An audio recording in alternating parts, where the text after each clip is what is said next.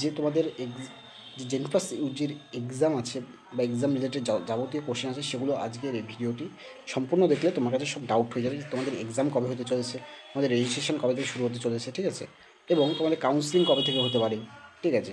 সেসব নিয়ে তোমাকে আমি ডিটেলসে বুঝিয়ে দেবো যে তোমাদের কী কী বিষয় হতে চলেছে, সিলেবাস প্যাটার্ন, ঠিক আছে, প্রিপারেশান তোমরা কী করে নিবা, ঠিক আছে, এগুলো সব বিষয় কাট অফ কতটা কী যেতে পারে, এগুলো নিয়ে একটা ছোট্ট করে ডিসকাস তোমার কাছে আমি করে দিতে চাই। তো দেখো, তোমাদের যে এক্সাম ডেট আছে সেই এক্সাম ডেটটা হলো, একটু ভালো করে দেখে নাও, যে তোমাদের যে এক্সাম ডেটটা আছে সেটা কিন্তু তোমাদের রেজিস্ট্রেশন চালু হতে পারে টেন্টেটিভ, যাবতীয় যা বলবো সব টেন্টেটিভ, ঠিক আছে। যে তোমাদের যে রেজিস্ট্রেশন চালু হতে পারে সেটা কিন্তু এপ্রিলের 25 তারিখের মধ্যে সম্ভাবনা আছে যে শুরু হওয়ার। এপ্রিলের 25 তারিখ, আজকে অলরেডি তোমার চলছে এপ্রিলের 7 তারিখ, ঠিক আছে। এই এপ্রিল মাসের মধ্যে তোমাদের ফর্ম ফিল আপ শুরু হয়ে যাওয়ার একটা সম্ভাবনা রয়েছে। তোমাদের অ্যাপ্লিকেশন কারেকশনের জন্য এপ্রিল মানে টাইম থাকবে, ঠিক আছে। এবং মে মাসের দিকে নাগাদ তোমার কী আসতে পারে, অ্যাডমিট কার্ড আসতে পারে, সবগুলোই টেন্টেটিভ আমি বলছি। এক্সাম ডেট তো তোমরা জানোই যে 25শে মে 2025 তোমাদের এক্সাম ডেট, এটা অফিসিয়ালি জেনপাস ইউজি বলে দিয়েছে, ঠিক আছে। এবং তোমাদের যে অ্যান্সার কী আসতে পারে সেটা জুনের দিকে আসতে পারে অ্যান্সার কি, এবং তোমাদের রেজাল্টও কিন্তু জুনের মধ্যে যদি অ্যান্সার কি দিয়ে দেয় তার 7-8 দিন পরে তোমাদের ফাইনাল অ্যান্সার কি বেরিয়ে যায়, ফাইনাল অ্যান্সার কি পরের দিনই তোমাদের রেজাল্ট বেরোয়, ঠিক আছে। তো জুনের যদি অ্যান্সার কি দেয়, ঠিক আছে, তাহলে তোমাদের প্রফেশনাল অ্যান্সার কি, চ্যালেঞ্জ উইন্ডো এবং ফাইনাল অ্যান্সার কি সেটাও কিন্তু জুন মাসেই দিয়ে দেওয়ার কথা। যদি জুন মাসে দিয়ে দেয় তাই জুন মাসের 25 থেকে 30 তারিখের মধ্যে তোমাদের কিন্তু রেজাল্ট বেরোয় যাওয়ার কথা, ঠিক আছে।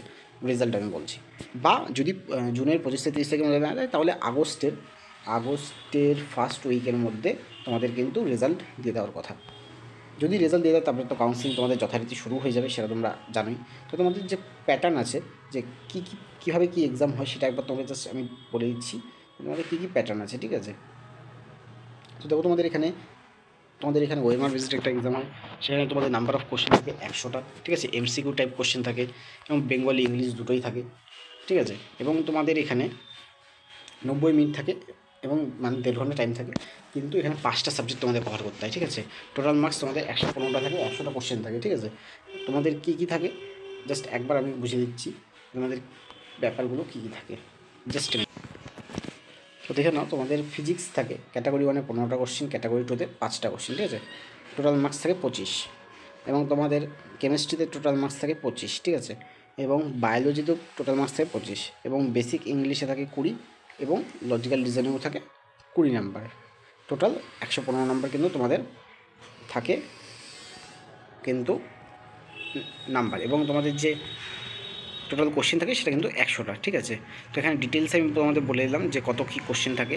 এবং দেখে নাও যে যে তোমাদেরকে বলবো যে ক্লাস 11-12-এর যে সিলেবাস আছে সেই সিলেবাসটাকে টোটালি তোমরা কমপ্লিট করো, এবং এনসিআরটি বইটা ভালো করে ফলো করো, ঠিক আছে। এবং জেনপাস ইউজি যে পিওয়াই কিউগুলো আছে, ঠিক আছে, লাস্ট 4-5 বছরে সেই পিওয়াই কিউগুলো তোমরা সলভ করো, ঠিক আছে। সলভ করলে কিন্তু তোমাদের কাছে ইজি হয়ে যাবে জেনপাস ইউজি এক্সাম ক্র্যাক করা, ঠিক আছে। আজকের ভিডিওটার মধ্যে কোনো রকম ডাউট থাকলে তোমাকে কমেন্ট সেকশন জিজ্ঞাসা করো, আমি তোমাকে ডিটেলসে বললাম কবে কী তোমাদের হতে পারে এক্সাম, ঠিক আছে।